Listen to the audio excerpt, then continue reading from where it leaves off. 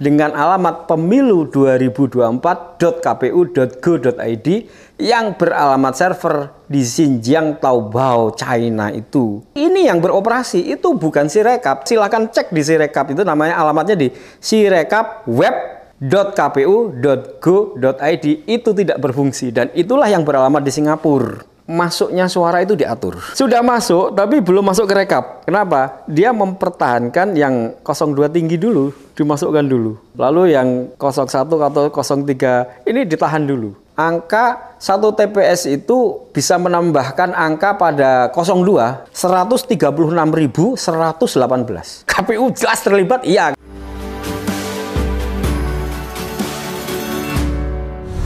Assalamualaikum warahmatullahi wabarakatuh. Selamat datang di channel Abraham Samad Speak Up. Seperti biasanya, hari ini saya menghadirkan tamu yang luar biasa. Beliau ini adalah Muhammad Agus Mahsun, ahli IT yang menemukan 54 juta DPT siluman atau DPT yang bermasalah. Dan juga beliau mempermasalahkan sistem IT KPU. Assalamualaikum. Waalaikumsalam warahmatullahi wabarakatuh. Serasa dipanggil KPK ini saya. Ini bukan KPK yang panggil Mas Agus. Mas Agus, kita lihat ini ya. Begitu banyak persoalan yang kita lihat hiruk pikuk di dunia ini ya, di dunia maya, di dunia nyata tentang kecurangan pilpres. Dan yang menarik, salah satu temuan atau salah satu tulisan Mas Agus Mahsun yaitu menyatakan bahwa algoritma kecurangan digital dengan 54 juta DPT yang bermasalah. Ini kan sebenarnya tidak aman ya dari sistem keamanannya, sehingga disinilah bisa terjadi kecurangan yang luar biasa dari sistem IT itu. Gimana kira-kira?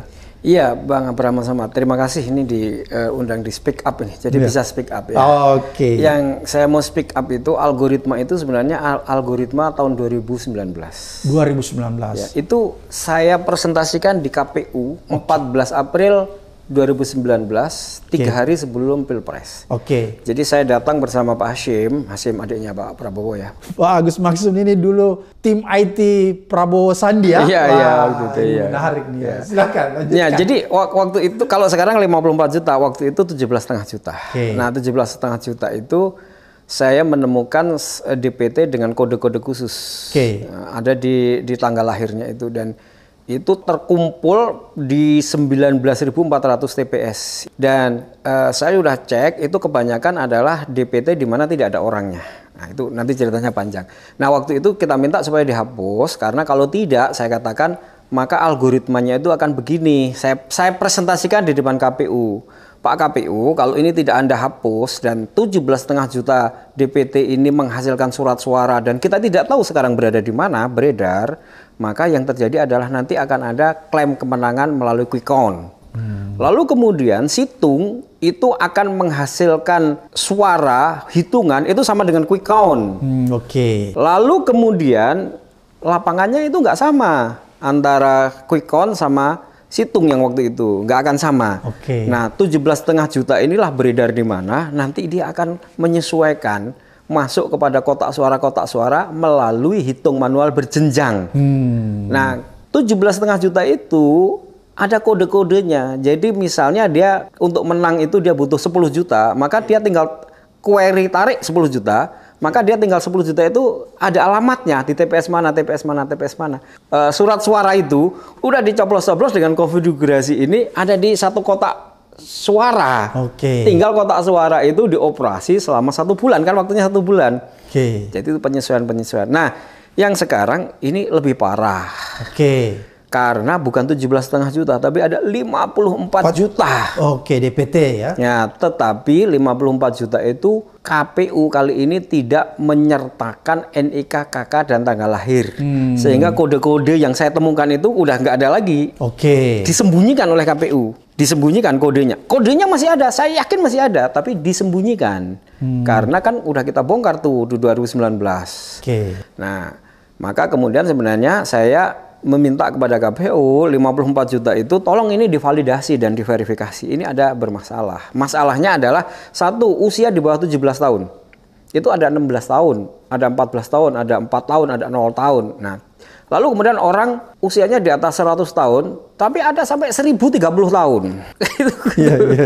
Kemudian ganda banyak sekali, kemudian RT RW-nya 0. Nah, RT RW-nya 0 itu saya menengerai dan saya mendapatkan data dari analisa saya itu adalah penggelembungan di daerah di mana RT RW-nya 0. Jadi misalnya simpel gini, penduduknya itu sekian, lalu DPT-nya itu 120% dari jumlah penduduk. Nah, jadi pasti kan ada itu. Nah, itulah yang saya sampaikan kepada KPU, tolong ini divalidasi dan diverifikasi. Dari 54 juta itu yang benar berapa, yang tidak benar berapa. Misalnya contoh yang tidak benar itu begini. Ada nama ganda, namanya Galan Priyatmaja, itu terulang 11 kali. Namanya sama persis, umurnya sama persis, ada di TPS yang sama. Artinya, kan dia itu sebenarnya cuma 1. Tapi Anda mencetak 11 surat suara, berarti ada kelebihan 10. Yeah. Nah, kelebihan 10 itulah yang saya minta, tolong. Ini Anda edarkan kemana? Ini kan Anda cetak ini, karena pencetakan itu mengikuti DPT 2 Juli. Nah, contoh inilah yang saya maksud. Kalau begitu, tolong Anda verifikasi, Anda validasi berapa sebenarnya yang valid. Misalnya ya, yang ganda ini kan ada 10 tadi. Kemudian ganda-ganda yang lain dan dengan beberapa item akhirnya berapa sih? Let's say katakan, oke, yang valid 34 juta, berarti ada 20 juta. Oke, berarti DPT-nya tolong dong dikurangi dari 204 juta coba menjadi 184 juta. Lalu 20 juta surat suara yang Anda cetak itu jangan Anda edarkan. Mana? Kita musnahkan. Kenapa? Loh, kalau enggak, maka algoritmanya saya nyatakan begitu. Nanti itu hari H pasti akan ada klaim kemenangan melalui quick count. Lalu kemudian diikuti oleh situng yang sekarang bernama Sirekap. Karena saya sudah investigasi Sirekap itu. Dan investigasi saya kepada KPPS itu menunjukkan sampai H-6 Sirekap itu tidak berfungsi. Oke, jadi Sirekapnya belum berfungsi? Tidak berfungsi. Nah, itu panjang ceritanya. Kenapa tidak berfungsi? Satu, saya melakukan investigasi dan kemudian KPPS itu mencoba itu dia aplikasinya berbentuk APK. APK itu aplikasi yang tidak siap. Kalau sudah siap itu kan mestinya ada di Play Store atau di Apple Store atau PWA kan gitu. Ada APK. Yang kedua, ketika mereka mencoba errornya banyak sekali. Jadi dia belum mengalami proses namanya UAT, User Acceptance Test, itu belum. Sehingga kemudian saya berkesimpulan, ini kalau Sirekap di hari H menghasilkan angka, pasti dia angka simulasi. Saya sampaikan begitu. Di podcast tanggal 13. Nah, simulasinya itu pasti mengikuti quick count. Nah, yang terjadi adalah Sirekap memang tidak berfungsi akhirnya. Yang berfungsi itu situng 2019 difungsikan sebagai Sirekap dengan alamat pemilu2024.kpu.go.id yang beralamat server di Xinjiang, Taobao, China itu.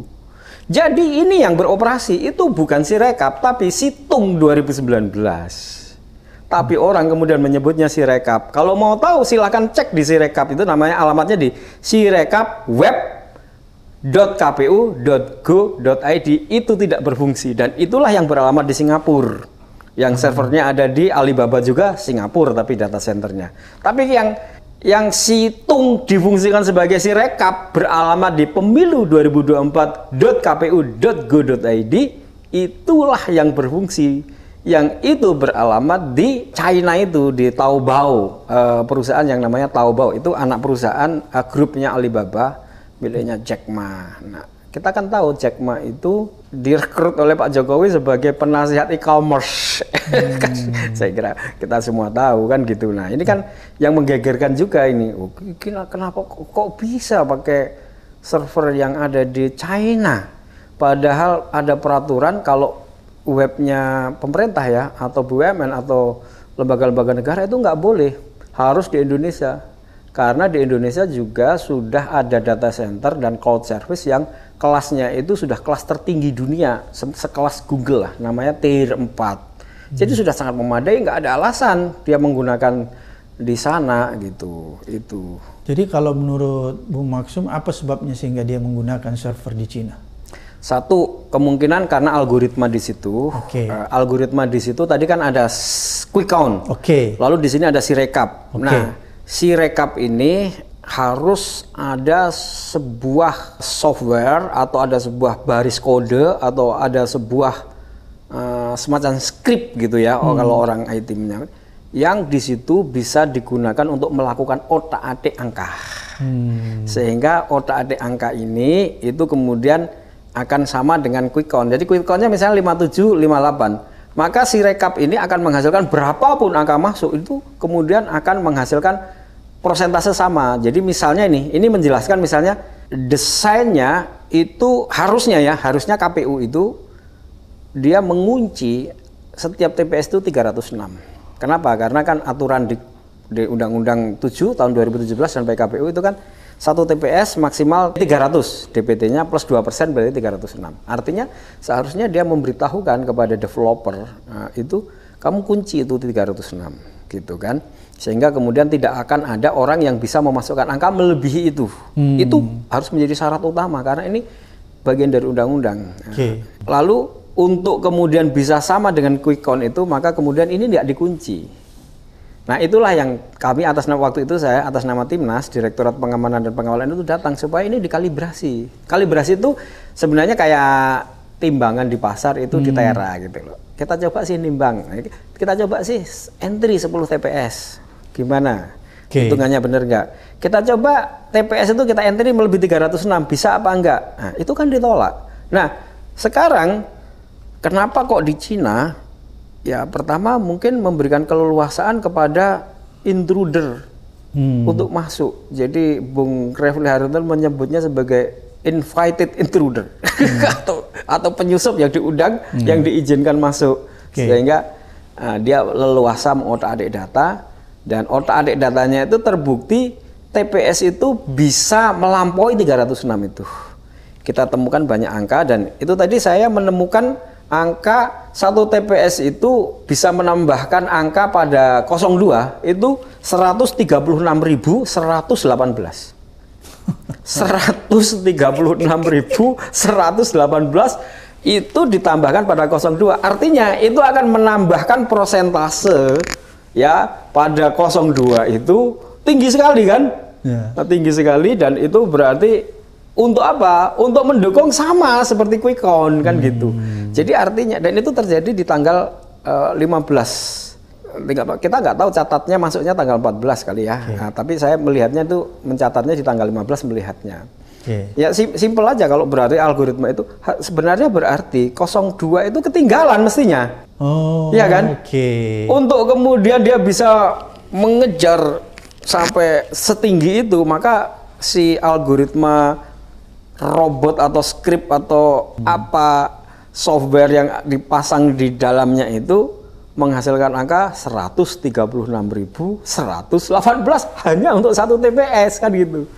Itu dia. Nah, itu jadi algoritma itu sebenarnya menjelaskan itu, menjelaskan quick count, lalu kemudian si rekap itu kemudian dia nanti mengquery angka suara itu berapa. Nah, katakanlah nanti sampai berapa itu kan akan ketahuan dia kebutuhan angka untuk memenangkan ini sesuai dengan quick count itu berapa. Dia ngambil dari mana? Nah, ngambil dari mana itulah ngambil dari DPT yang bermasalah itu tadi. Tadi yang menarik kan Bu Maksun katakan harusnya kan dikunci itu TPS. 306. Ya. Tapi itu kan ternyata tidak. Sehingga ada penggelembungan suara. Tidak sesuai dengan jumlah di TPS itu. Sebenarnya kan begitu kuncinya kan? Betul. Itu kunci di situ tuh. Kunci sehingga suara paslon 2 itu bisa tiba-tiba melunjak sesuai dengan kebutuhan quick count. Ya, kebutuhan untuk sama dengan quick count. Kira-kira apakah ini memang sudah dirancang sedemikian awal melalui IT yang ada di KPU juga supaya dia kelihatannya tervalidasi dengan baik? Sekarang saya harus mengatakan itu sengaja. Dan by design. Sebab apa? Peristiwa 2019 kan dulu berarti kecurangannya ini disengaja ya? By design, sudah saya harus mengatakan bahwa itu by design. Kenapa? Pengalaman 2019 tidak dijadikan pelajaran. Pertama, yang kedua, Saya kan sudah datang dengan surat resmi atas nama Direktorat Pengamanan dan Pengawalan Suara mengingatkan ini. Saya datang ke KPU dengan surat resmi dan mengingatkan hal ini untuk minta dikalibrasi dan diberi namanya sertifikat pengamanan. Dalam istilah IT itu ISO 27001. Tapi maksud saya itu gampangannya itu kalibrasi tera. Yaitu tadi loh dicoba, kemudian kita masukkan. Itu tidak digubris sama KPU. Lalu kemudian kejadian, ya kan? Dan kejadiannya kemudian beneran bisa memasukkan angka 130. Itu kan 100 di TPS di Malang itu, Batur Malang TPS 55 itu. 136.118. Itu udah nggak masuk akal, itu hancur-hancuran itu. Hancur-hancuran itu. Berarti udah aduh, ini gila ya gila beneran udah kalau begini tuh. Jadi kan begini, Bu, maksudnya kalau kita lihat bahwa sebenarnya apa yang dilakukan walaupun memakai teknologi IT, ini kan sebenarnya justru memperlihatkan ke kita bahwa yang terjadi ini kan kecurangan yang tidak bisa masuk di akal sehat kita. Maksudnya begini, biar anak yang baru masih umur belum terlalu pandai, dia bisa tahu bahwa angka-angka ini nggak masuk akal. Tidak masuk akal, kira-kira seperti itu ya. Tapi nanti sama KPU itu dibalik bahasanya. Loh, kalau aku mau curang, masa ya aku akan memasukkan angka itu sebanyak itu? Tentu kan ya enggak. Lah nyatanya iya. Nyatanya iya, Anda memasukkan angka semacam itu dan seharusnya kan Anda sudah mengunci. Jangankan kemudian 136.000, harusnya 307 aja udah nggak bisa. Karena itu bagian dari istilah IT-nya, itu bagian dari bisnis proses. Yang Anda itu sebagai orang KPU, itu dalam istilahnya adalah SME, Subject Master Expert. Anda orang yang menguasai bagaimana rule yang harus ditanamkan, didesain di situ. Kan gitu. Lah Anda tidak melakukan itu, padahal sudah diingatkan melalui surat resmi. Peristiwa 2019 juga memberikan pelajaran itu. Lalu Anda lakukan, ya kan? Lalu Anda koreksi, nanti dikoreksi. Yang viral-viral gini pasti dikoreksi. Tapi koreksi ini justru pengelabuhan. Kan menarik tadi Bu Maksun katakan bahwa di pemilu 2019 ini kan peningkatannya jauh lebih besar. Ada 54 juta DPT yang bermasalah. Kalau kita lihat berarti 54 juta ini memang disiapkan untuk klaim kemenangan yang akan bekerja dan dititip di setiap TPS ya? Ya, jadi 54 juta itu disiapkan dalam posisi step yang terakhir. Quick count, kalau quick count kan gampang. Ya, dia mau mengarang angka apa aja kan bisa quick count itu kan. Nah, kemudian Sirekap. Nah, Sirekap itu juga masih digital aja. Digital ya? Kuncinya ada kepada itu tadi, celah yang sengaja dia buka. Makanya saya menyebutnya sebagai intruder yang ada di dalam sistem. Maksud saya penyusup yang diizinkan. Intruder, ya memang intruder. Orang lain lagi menyebutnya itu sebenarnya software bukan orang.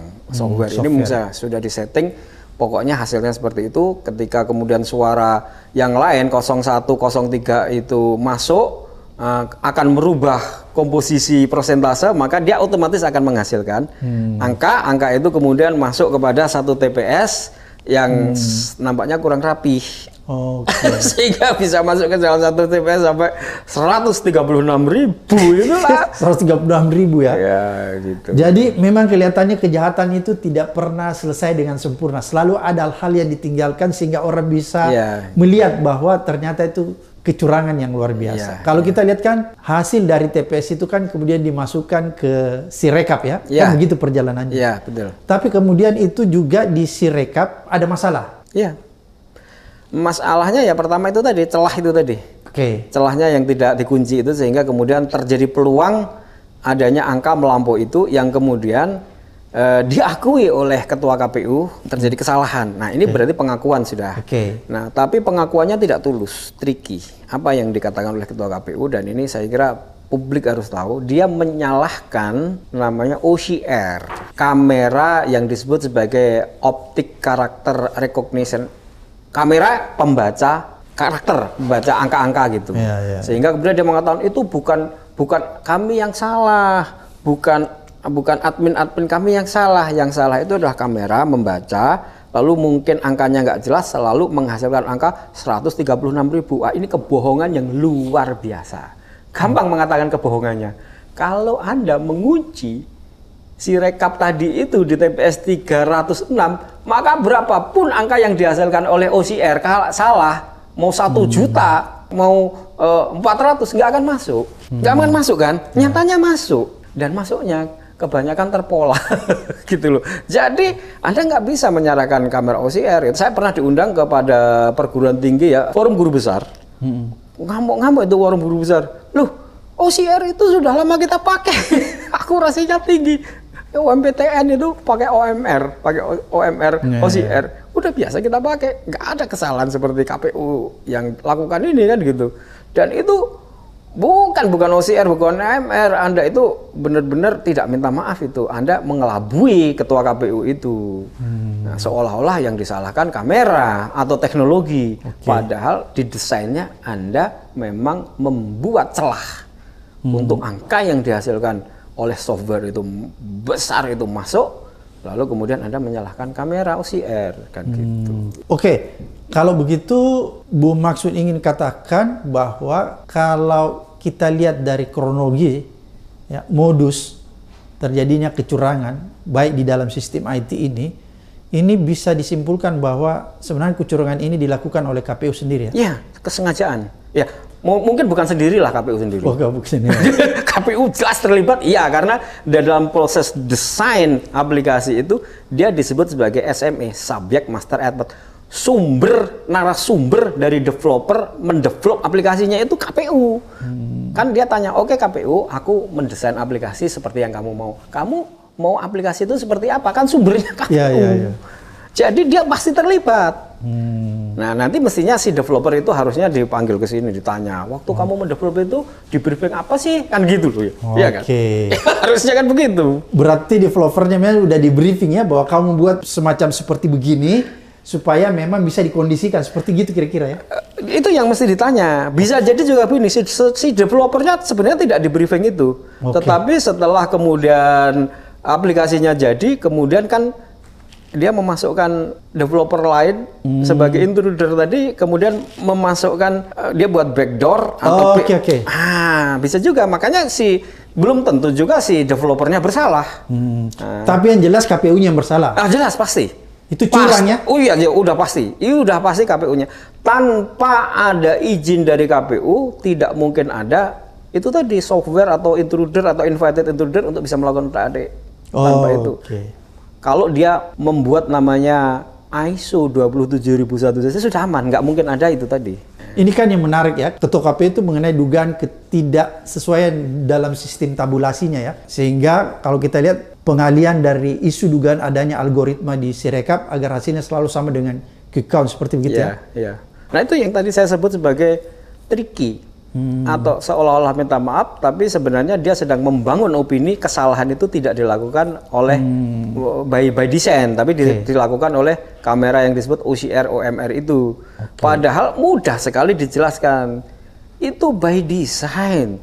Kalau kamera itu salah membaca lalu menghasilkan angka 1000, kalau desainnya betul pasti nggak akan masuk angkanya itu, kan gitu. Nah, jadi sebenarnya itu pembodohan lah, pembodohan, tidak tulus minta maaf. Dan saya kira juga tidak bisa lah kesalahan itu kemudian minta maaf itu ya nggak bisa tuh. Masa kemudian minta maaf begitu kemudian selesai. Ini gimana urusannya? Dia harus mempertanggungjawabkan secara hukum ya, Bu maksudnya? Iya, ini pidana. Pidana ya? Pidana. Yang kedua, ya pidana tentang desainnya ini tadi ya, kita bisa jelaskan. Banyak lah, nggak cuma saya itu bisa menjelaskan tentang tidak dikuncinya. Yang kedua, hasil dari misalnya itu tadi kan yang saya capture 136.000 tadi itu kan terjadinya di tanggal 15. Iya. Artinya itu sudah masuk dalam rekap di tanggal 15 atau bahkan tanggal 14. Ya. Artinya akan persentase itu masuk ke 02. Nah, pada waktu itu sumber utama publik dan media untuk mengetahui hasil Pilpres itu dari mana? Kan dari Sirekap. Dan itu sudah dikonsumsi oleh media, sudah dikonsumsi oleh publik. Bahkan sudah menghasilkan korban. Korbannya 02, yaitu pasangan Prabowo Gibran. Dia mendeklarasikan kemenangan atas ini, kan korban dia. Iya kan korban itu. Padahal sebenarnya hasilnya tidak seperti itu. Tidak seperti itu. Nanti dikoreksi kan. Nah, pada mengkoreksi itu trikinya juga selain dia menyalahkan teknologi OCR, dia tidak mengkoreksi persentasenya berapa. Setelah dikoreksi itu sebenarnya hari tanggal 14 pada jam itu berapa persentasenya? Tanggal 15 berapa? Berapa yang dikoreksi itu persentasenya berapa, yang benar berapa? Dan juga seharusnya itu tidak boleh dikoreksi menurut saya. Nggak boleh. Jadi ya biarkan seperti itu. Lalu kemudian dia harus membuat namanya sirekap perbaikan satu. Tampil di web itu, halaman itu di ya, subdomain atau di halaman ya seperti sekarang ini kan dia buat namanya, kalau sekarang kan pemilu 2024.kpu.go.id. Nah, ini mestinya harus pemilu 2024 P1. Nah, ini seluruh perbaikannya itu di situ, sehingga kemudian ini nggak boleh diubah. Ini nggak boleh diubah. Tetap ini barang bukti. Nggak boleh diubah. Nah, yang ini perbaikannya.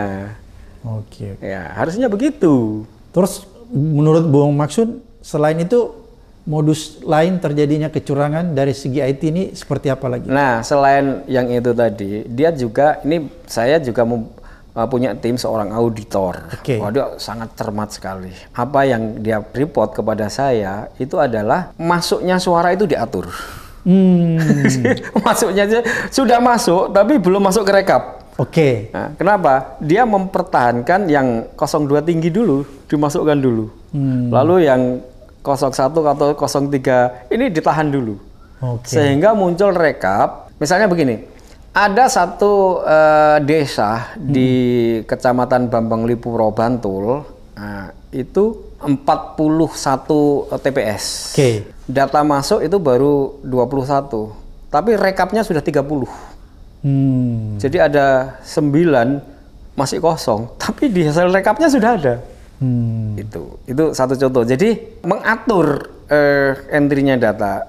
Nah, lalu kemudian data-data masuk di mana 01 itu tinggi sudah masuk, tapi tidak masuk rekap, ditahan terus. Oh, dia tertahan di pintu ditahan terus. Nah, itu saya bilang kemudian ini kemudian membenarkan tesis saya. Tuh lihat tuh, nanti kalau sudah sampai 70-an% pasti akan terhenti itu. Si rekap itu. Kenapa? Karena yang dia tahan-tahan ini harus di-engineering ini. Nah, benar kan sekarang udah mencapai 70% kan dihentikan sementara. Nah, itu saya bilang penyesuaian. Itu yang saya membuat artikel, saya bilang penghentian operasional si rekap itu bukan karena pindah server seperti ada yang viral menulis itu. Enggak. Karena saya cek, servernya masih tetap ada di Xinjiang Taobao, tidak berubah. Jadi servernya masih tetap sama tetap, sampai sekarang masih ada di Xinjiang Taobao, China, yang miliknya Alibaba Cloud itu masih tetap ada, tidak berubah.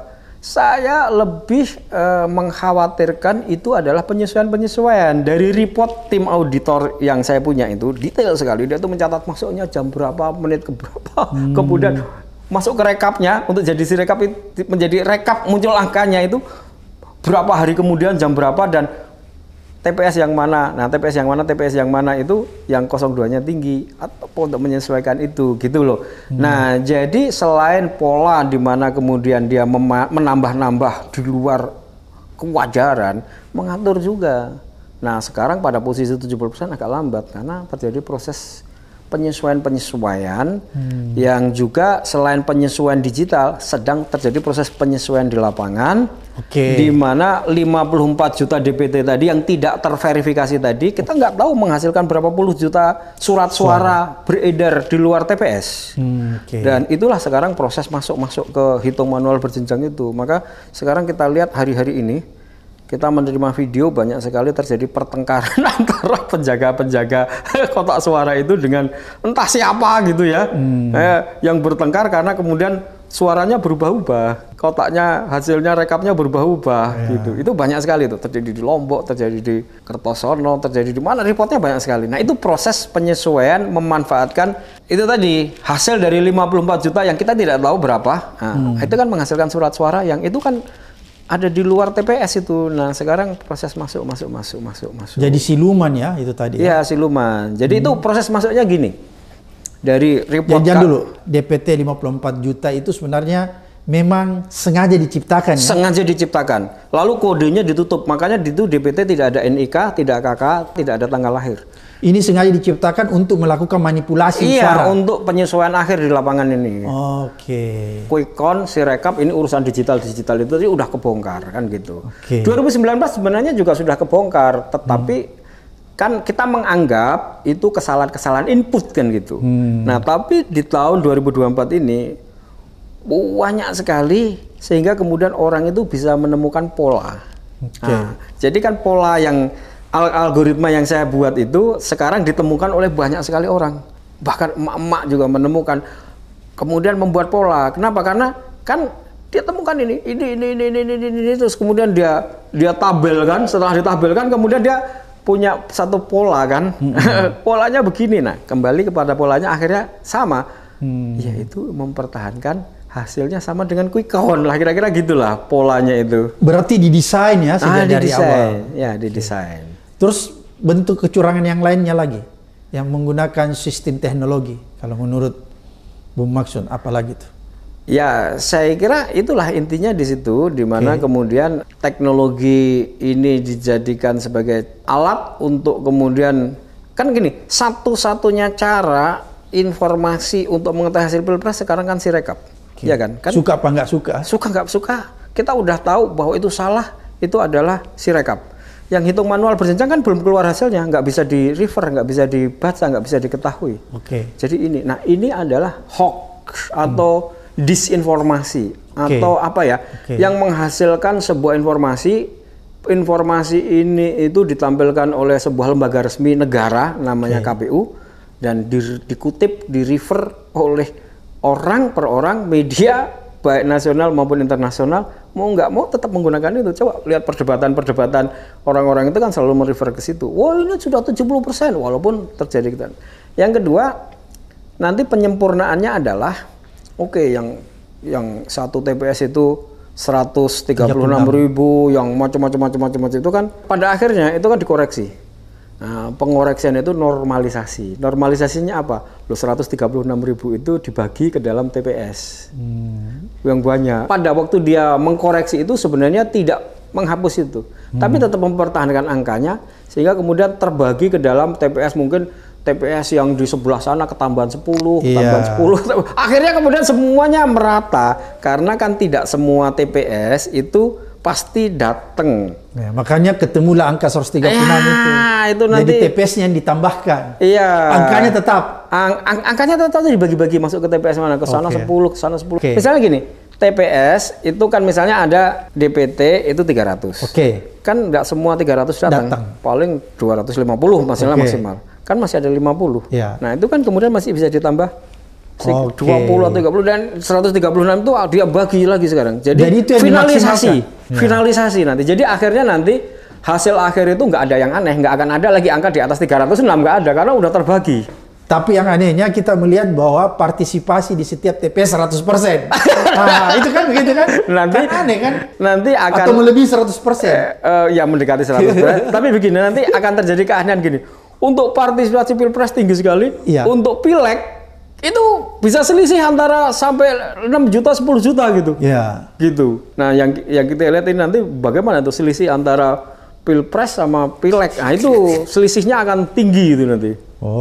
Mas Maksud, ini tadi ada berita saya dapat KPU mempersalahkan katanya saksi-saksi yang memakai HP itu ya, pasti udah baca berita ya. HP-nya itu sebenarnya HP yang tidak bisa dipertanggungjawabkan sehingga katanya teknologinya bisa berubah-berubah. Itu sama dengan yang OCR itu tadi. Gitu ya? Nggak bisa. Jadi kalau dia memotret katanya itu nggak bisa dipertanggungjawabkan. Itu berarti kesalahannya terjadi pada proses pembuatan aplikasinya. Karena pembuatan aplikasi itu ada proses yang disebut sebagai ini yang disebut sebagai UIT, User Acceptance Test. Nah, jadi gimana sih?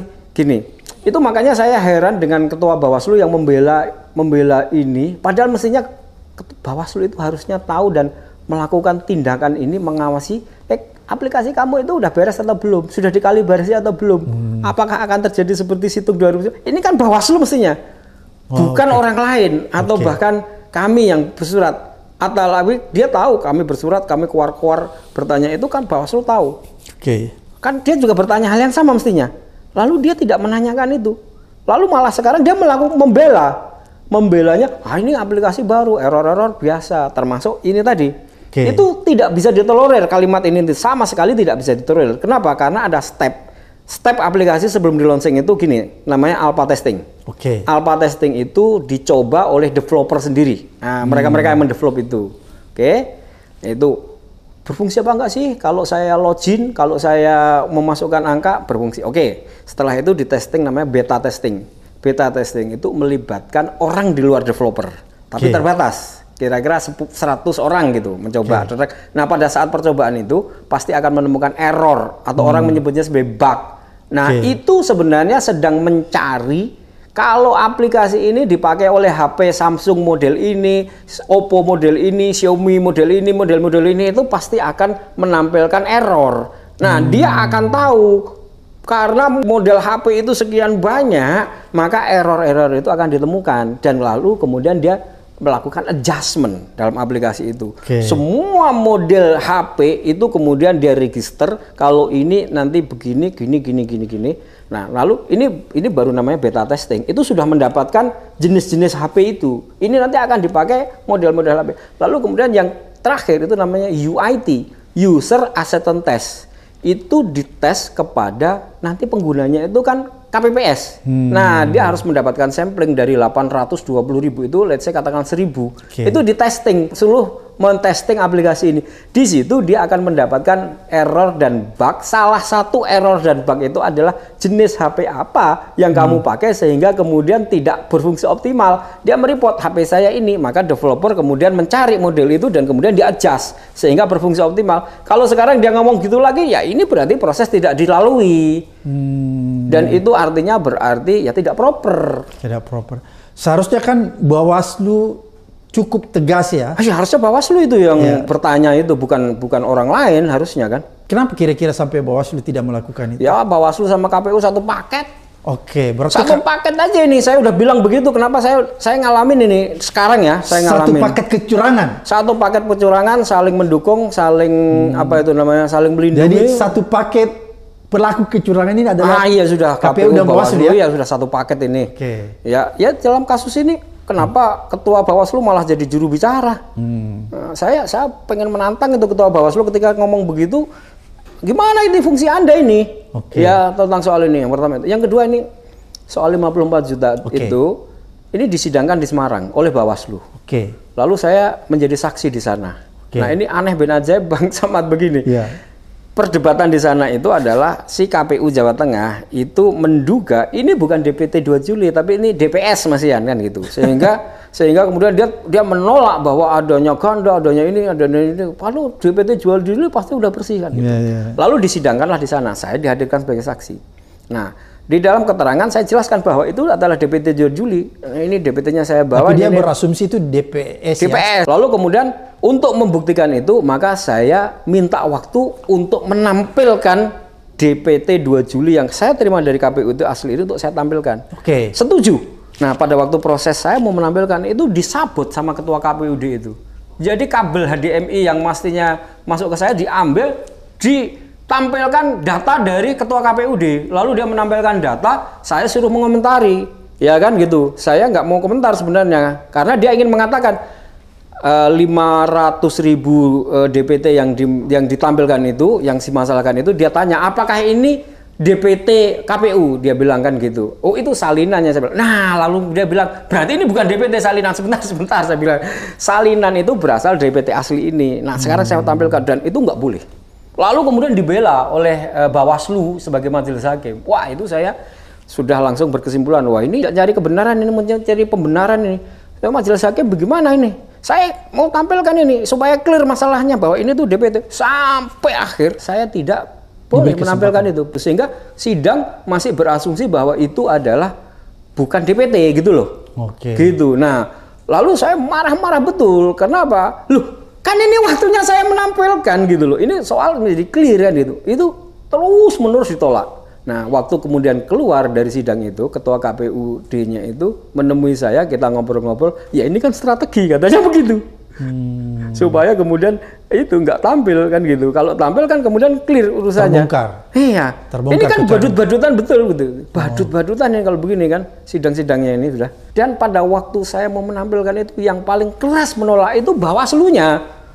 Melindungi KPU. Jadi ini kan fenomena yang saya sebut sebagai sudah satu paket tuh, yang dalam konteks Sirekap ya ini ketua Bawaslu-nya sendiri ya kan, yang di Semarang ini udah jelas ini dalam sidang itu kan gitu. Berarti KPU dan Bawaslu satu paket kegiatannya? Satu paket ini sudah badut-badutan ini. Oke. Mas Maksun, kalau menurut Anda waktu awal ya ketika quick count muncul, itu kan sebenarnya Anda juga tahu sebenarnya karena Anda punya aplikasi ya, yang bisa mencocokkan kan. Pada saat ketika quick count muncul dan Anda menggunakan aplikasi Anda yang Anda bisa lihat sebenarnya apa yang terjadi, mungkin kalau menurut saya aplikasi Anda itu lebih bisa dipertanggungjawabkan karena dia mengambil sampel yang lebih luas dan lebih besar. Mungkin kira-kira seperti itu gambaran saya. Betul. Apakah ketika Anda melihat itu Anda terkaget bahwa sebenarnya kalau faktanya berdasarkan aplikasi Anda yang menang itu bukan 02? Iya, pada waktu itu saya sudah katakan ya, ketika kemudian kok nggak ada quick count atau real count dari kita gitu loh ya, saya juga nggak ngerti. Akhirnya kemudian saya bukalah aplikasi saya yang memang juga punya relawan yang jumlahnya terbatas. Dan jam 19 itu sempat diliput sama beberapa podcast. Itu menghasilkan angka yang jauh berbeda dengan quick count. Dan saya katakan quick count ini rekayasa aja, ini framing aja, ini cywar aja. Nah, kami waktu itu menghasilkan angka Anies 41, Prabowo sekitar 44. Ingat saya ya, saya agak lupa karena itu terus yang satunya belasan lah gitu. Jadi jauh beda. Jadi saya memang sudah sejak awal mengatakan quick count ini adalah cywar. Ini adalah angka-angka rekayasa. Simple saja saya menantang. Kalau memang bukan rekayasa, tolong tunjukkan. Di titik mana Anda mengambil sampelnya? Siapa yang mengambil? Nomor WA-nya, nomor HP-nya, NIK-nya, dan kapan jamnya Anda mengambil. Ini saja untuk kemudian kita bisa pertanggungjawabkan bahwa itu memang setidaknya bukan garbage, sampah. Kan di dalam bukan manipulasi. Ya, di dalam statistik itu ada istilah namanya GIGO. Garbage in, garbage out. Nah, saya menyebutnya kalau Anda tidak bisa menunjukkan kepada saya titik mana Anda ambil, siapa yang mengambil, jam berapa mengambilnya, maka itu garbage, sampah. Maka hasilnya juga pasti sampah. Itu yang pertama. Yang kedua, itu quick count kan ya butuh uang. Menggerakkan orang-orang untuk mengambil sampel dan macam-macam. Itu siapa yang bayar? Tolong Anda jujur, siapa yang bayar? Nah, itu aja. Kalau dua itu bisa dijawab ya bisa kita pertimbangkan. Tapi tentunya tidak dijawab sampai hari ini. Tidak dijawab sampai hari ini. Ketika Anda sudah melihat tuh angka-angka ya yang tidak sesuai dengan aplikasi Anda, terus sampai titik mana Anda masih mengikuti terus peningkatan angka-angka itu sampai jam berapa? Ya kalau saya sudah nggak peduli itu dengan apa yang disebut dengan Sirekap dan quick count karena bagi saya sudah jelas kan di dalam tesis algoritma yang saya buat itu pasti dia akan mengikuti terus. Dan yang bisa saya ikuti adalah report-report dari daerah-daerah tentang adanya angka-angka dari Sirekap yang aneh-aneh, melebihi 306 itu dan kelebihannya itu jauh di luar normal, pikiran normal ya. Misalnya ya, tadi itu 136.000, 11.056, 887, bahkan ada yang 500.000 gitu kan. Itu yang saya ikuti. Jadi menurut saya nggak logis, nggak masuk akal dan bukan orang waras kalau percaya dengan angka Sirekap itu. Karena kan kita udah tahu kesalahannya. Berarti menurut Mas Maksun, Sirekap ini penipu ya? Penipu udah jelas. Penipu udah jelas dan menghasilkan angka yang disebut hoax oleh sebuah lembaga resmi dan ini dikutip oleh media dan inilah pidana. Ini sudah pidana ini. Dan harusnya memang dipidanakan, pidana pemilu. Dan berarti KPU-nya ini harus ditangkap ya? Iya. Karena dia melakukan kejahatan? Iya. Nah, saya sudah melaporkan sebagai pidana. Tapi seperti saya alami di 2019, laporan-laporan ini tidak diproses. Tapi pada saat itu, Mas Maksun masih menjadi ahli IT-nya pasangan Prabowo Sandi. Iya, 2019 iyalah. 2019. Jadi tentunya Bung Maksun ini udah paham betul ini ya. Potensi-potensi kecurangan, pola-pola kecurangan karena sudah mengikuti dari tahun 2019 sampai apakah modusnya agak mirip, pola-polanya mirip? Bukan mirip, ya sama persis. Sama persis. Jadi gini, nah ini tadi saya udah jelaskan belum ya? Namanya Sirekap itu tidak berfungsi. Lalu yang berfungsi itu adalah Situng 2019. yang kemudian disebut sebagai Sirekap. Yang disebut Sirekap yang sekarang berfungsi itu sebenarnya Situng 2019. Kembalikan. Iya, lalu diberi alamat pemilu2024.kpu.go.id yang beralamat servernya di Xinjiang, Taobao itulah Situng 2019. Yang tadinya mau dipakai adalah Sirekap. Iya, Sirekapnya diem aja, yang dipakai ya ini. Gitu. Jadi polanya sama ya, polanya sama, lebih brutal. Nggak di tahun 2019 nggak ada itu angka masuk 130.000, nggak ada. Ya paling 700. 900 itu masih ada. Jadi sekarang Bu Maksud ingin katakan kecurangan ini lebih brutal. Lebih brutal dan semakin selain lebih brutal begini, polanya itu ketemu dan sekian banyak pakar IT itu sudah menjelaskan ini dengan berbagai angle, cara menjelaskannya. Yang profesor juga dengan cara profesor bahasanya sulit ditangkap, yang praktisi-praktisi mudah ditangkap, yang mak-mak lebih mudah lagi. Menjelaskan berbagai angle temuan untuk menjelaskan satu fenomena yang sama, bahwa yang namanya Sirekap itu ada coding, ada setting yang kemudian menghasilkan angka selalu sama dengan quick count. Ini fenomena yang dijelaskan. Banyak sekali penjelasannya sehingga kemudian cukup mudah untuk bisa memahaminya gitu loh. Mas Maksun, berarti kalau Anda mengikuti ya perhitungan-perhitungan ini karena Anda masih mengikuti terus dari daerah-daerah laporan. Sebenarnya siapa sih pemenang di Pilpres kali ini? Belum ada. Belum ada. Sekarang kita mau mengacu kemana coba? Sirekap udah jelas hitungannya nggak masuk akal. Penipu, masa mau kita percaya? Jadi Sirekap ini tolong disampaikan bahwa penipu, jangan dipercaya. Iya, harusnya gini. Kalau memang KPU itu minta maaf, maka yang prosedur yang harus dia lakukan ini stop di sini. Lalu dia membuka lagi pemilu 2024. P1 perbaikan 1. Nah, seluruh data yang masuk ini harus diulang dengan C1 yang benar di sini. Sehingga nanti berarti bisa dimulai dari awal ya. Iya. Kalau ini diubah pada TPS yang tadi, ini malah menghilangkan jejak. Dan kemudian itu angkanya cuma disebar aja ke TPS yang lain, persentasenya tetap sama. Ini tipuan lagi. Tipuan lagi kepada kita. Nanti finalisasinya nanti kemudian justru kita memberikan kesempatan dia melakukan koreksi itu yang tadinya 136 itu kan dihilangkan, dikembalikan ke sini. Nah, tapi kemudian itu disebar ke akhirnya sehingga semua jadi normal itu. Jadi ketika kita memberikan kesempatan dia melakukan koreksi itu, kita berikan kesempatan dia untuk menipu kita lagi. Oleh karena itu seharusnya prosedurnya nggak begitu. Prosedurnya ini tetap nggak boleh diubah. Setiap perubahan kan harus ada berita acaranya. Itu kan. Yang kedua, dia harus membuat web baru judulnya Pemilu 2024 P1 perbaikan 1. Dan ini diulang masuknya itu. Koreksi itu baru namanya. Baru itu namanya koreksi. Gitu. Tapi sebaiknya saya tuh berpikiran, ya jangan KPU yang ini lagi yang mengentri di situ. Nggak mungkin ya. Kalau KPU ini sama saja ya, nggak mungkin bisa. KPU-nya udah sengaja membuat begitu, sudah membuat curang, sudah di pelindungnya, Bawaslu yang harusnya mengawasi malah jadi pelindung. Jadi kita mau percaya pada siapa? Harusnya ya menurut saya, nggak tahu ini siapa lembaga yang masih bisa kita percaya, independen gitu, untuk mengambil alih operasi ini. Ini KPU yang ini, komisioner ini, yang ini tuh udah nggak bisa kita percaya harusnya. Berarti kalau kita nggak bisa percaya, kita sudah tidak punya lagi sesuatu untuk bisa mempercayai hasilnya. Berarti kita harus tolak dong. Harus tolak pasti. Hasil harus ya. Tolak ya. Tolak. Ya, kalau masih ini dilanjutkan tolak. Karena kalau enggak ini nanti hanya akan kemudian tiba-tiba dia umumkan. Udah, kalau sudah diumumkan siapa pemenangnya, kita protes semua. Lalu kemudian narasinya begini. Oke, kalau begitu Anda masuk kepada MK. Itu jangan. Dijebak lagi kita di sana. Masuk lagi jebakan Batman kalau di MK gitu. Sudah diamankan. Iya, harusnya ya ini tadi harus ada yang ngambil alih. Idenya menurut saya, semua peserta pemilu itu partai sama pasangan capres mengambil alih. Harusnya ya. Udah ini darurat ini. Nggak bisa lagi dipercaya. Kalau enggak ini nanti tiba-tiba diumumkan, kemudian hasilnya seperti ini. Wah, ini bisa terjadi gerakan besar marah itu. Marah ini. Jadi kalau ini terus dipaksakan oleh KPU, menurut Mas Maksun akan terjadi gerakan massa.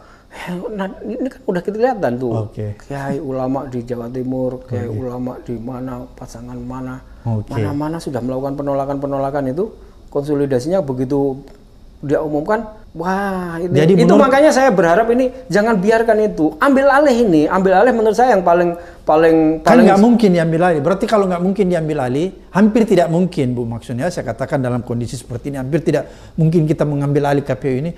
Berarti satu-satunya cara yang kita lakukan tolak. Ya tolak ya pasti. Kalau ini dilanjutkan tolak, tapi kalau mau dilanjutkan dengan cara yang baik ya idenya ambil alih ya semua partai-partai atau peserta pemilu ditunjuk untuk masih mungkin kalau itu ya, tapi saya nggak tahu ya. Tapi itu agak sulit, makanya satu-satunya jalan kalau menurut di kepala saya, Mas Maksud harus ditolak saja. Tolak ya, karena ini supaya bisa dilakukan pilpres ulang.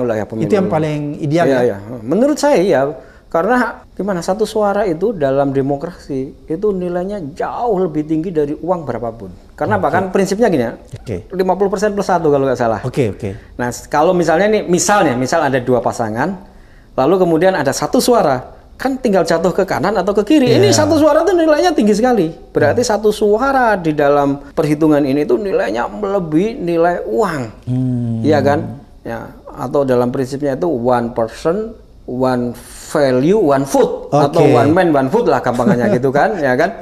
Ini kan nilainya tinggi sekali. Lah ini yang diubah-ubah itu bukan 1 itu tadi, ada 11.000, ada 138.000. Wah itu kan pengingkaran terhadap nilai demokrasi oleh KPU dan jajarannya, termasuk Bawaslu-nya itu udah pengkhianatan yang luar biasa. Kos pemilu ini tinggi sekali, bukan hanya kos money, kos sosialnya tinggi sekali, luar biasa.